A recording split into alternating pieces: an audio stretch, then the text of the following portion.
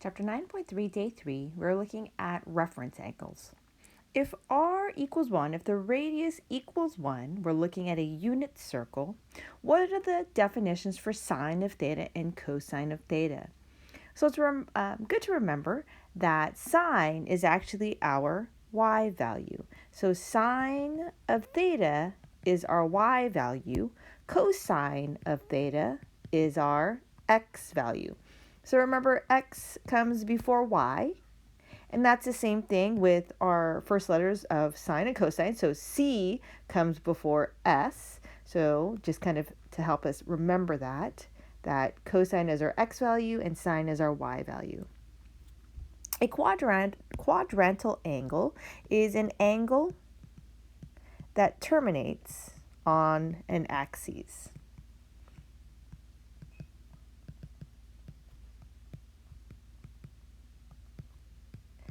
So if we have our unit circle here, it would either terminate at this point, this point, this point, or this point. So on an axis, so either the positive x, the positive y, the negative x, or the negative y axis. And so at any multiple of 90 degrees or pi over 2, two of the functions will be undefined.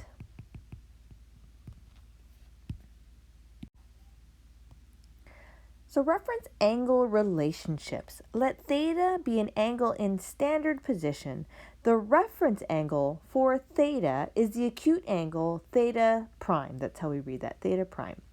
It's formed by the terminal side of theta, and this is really important, it's towards the x-axis, okay? So what that means is if it's towards the x-axis, if we have an angle, and say it ends here, towards the x-axis means we're looking at the angle from this pink to the axis here.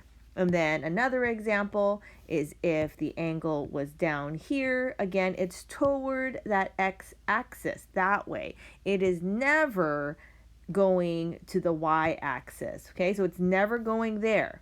So that's what it means, that it's always toward the x-axis. This angle here.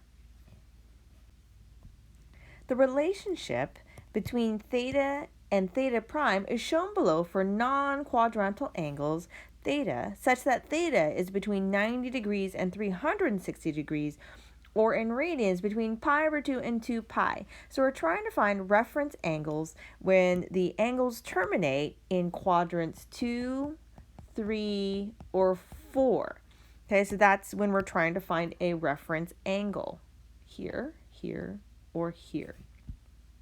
I'm going to give you the formulas for these, but really there's a quicker way to find it because you just have to think about where or how close is it or how far is it to the x-axis. And again, the x-axis is here. So notice, first of all, with the drawings, that if this is our angle, it ends in quadrant 2. We're looking for the angle that's to the x-axis here. Same thing for quadrant 3. We're looking at this angle that goes to here. In quadrant 4, we're looking at the angle that goes to here, which is, again, to the x-axis. Now, let's look at the formula for it. So if we're looking at quadrant 2, if an angle terminates in quadrant 2, if it's in degrees, then we think about, to find our reference angle is theta prime, you're going to take 180 degrees, right? So this is 180 degrees, and then minus whatever this angle is, minus theta. For radians, we are going to think about, it's the same thing. So theta prime is, now this here is pi. So 1 pi. So you're going to take pi minus whatever that theta is.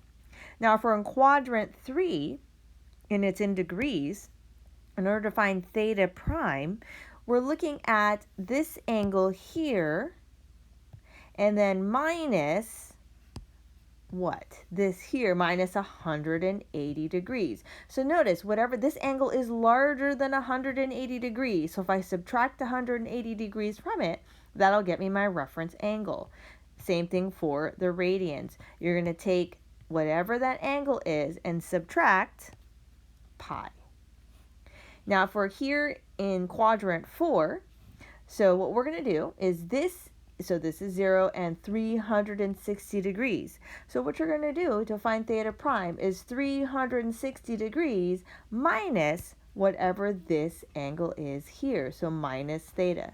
So this here, to find the reference angle, this is also 2 pi in radians. So it's 2 pi minus theta. So let's try an example below, finding reference angles. First, you want to sketch the angle, then find its reference angle theta prime. Now, we are in radians here, so there's a couple of ways to approach this. Now, one way is to go ahead and convert it to degrees. That's one way to do it. So let me do that way first. So we have 5 pi over 3. To convert it to degrees, we multiply by 180 degrees over pi. Once again, we're trying to get rid of pi here. Then we just divide. So 3 goes into 180. That goes in 60 times. So now we're looking at 5 times 60 degrees. So that will be 300 degrees. So what quadrant are we in? If this is the initial side here, it ends 300 degrees. So remember, this is 90, this is 180, this is 270 degrees, and this is 360 degrees. So if it's 300 degrees, we're looking at here. And this quadrant is quadrant 4. So remember, this is quadrant 1 here, quadrant 2, 3, and 4. Now, you don't really have to think about the formula. Just think about how far is it from that terminal side to this x-axis. We said that this was 300 degrees. So how far is 300 degrees to that line? So I hope you can see it's just 360 degrees minus 300 degrees. And so that answer is 60 degrees. That is our reference angle. Now, because it starts in radians, we have this here in degrees, we need to convert it back to radians. So in order to do that is you're going to multiply again. So 60 degrees times, now we have to convert it back, 180 degrees, and pi is on top. So we can reduce. So how many times does 60 go into 180? And that is 3 times. And so therefore, the reference angle is pi over 3. Now, another note about reference angles are always, number one, they're always positive. And number two, if it's in degrees, it'll always be between, the angle will always be between 0 and 90 degrees. Or in radians, it'll always be between 0 and pi over 2, okay? So when you're finding reference angles, that will always be true, and so just be careful of that. Now, if you notice here, there's like a shorter way to do this. If you see that it's 5 pi over 3, we can just keep it in radians. So let me show you that. 5 pi over 3. So we know, first of all, this is 0, this is pi over 2, this is pi, 3 pi over 2, and 2 pi, again, back here. Now, looking at 5 pi over 3, just look at the fraction, 5/3. Where does that end? 5/3, that's, well, number one, that's more than a pi, right? That's bigger than pi. And then we just have to think about, is that bigger than 3/2 or 1.5? And so, yes, that is bigger than 1.5. That's actually 1 2/3. And so knowing that, if you're really good with fractions and can see that, then we know that it's going to be here. Now, the really cool part about keeping it in radians, if this is 5 pi over 3, then you need to get to 2 pi, right? So how far is 5 pi over 3 to 2 pi? So we're going to subtract 2 pi minus 5 pi over 3. We need a common denominator, so that will be multiply 3 over 3. So this ends up being 6 pi over 3 minus 5 pi over 3, or the answer is just pi over 3. Notice that the denominator is the same exact thing here. So that really does help us out and makes it a lot shorter. So that's another way to solve for the problem. So number one, you can convert it to degrees and then find the angle, find the reference angle, then convert back to radians.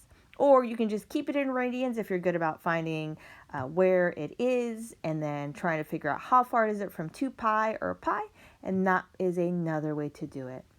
Let's do negative 130 degrees.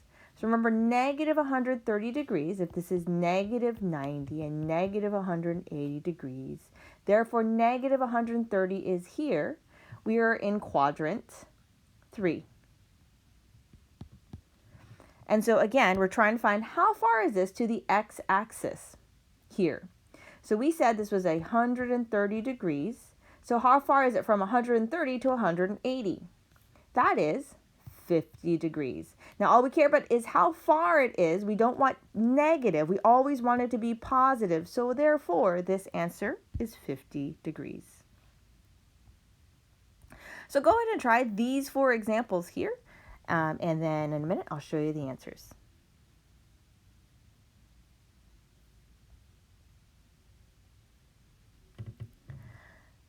So if you tried it out, you would have gotten number 5 is 30 degrees.